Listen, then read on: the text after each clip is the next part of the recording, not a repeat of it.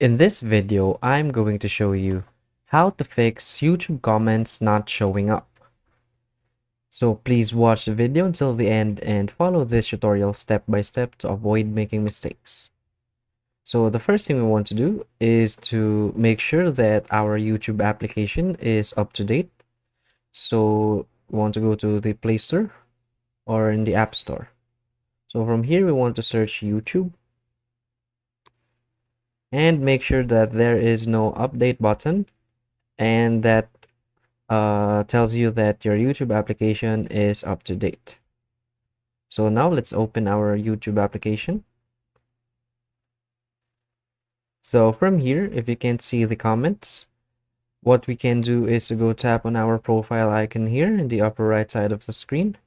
And you want to log in if you're still not logged in.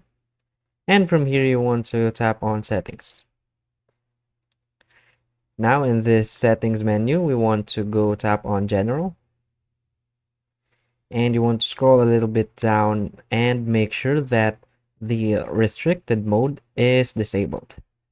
If the restricted mode is enabled, this may cause some issues and makes a mature contents or comments unseeable or hidden.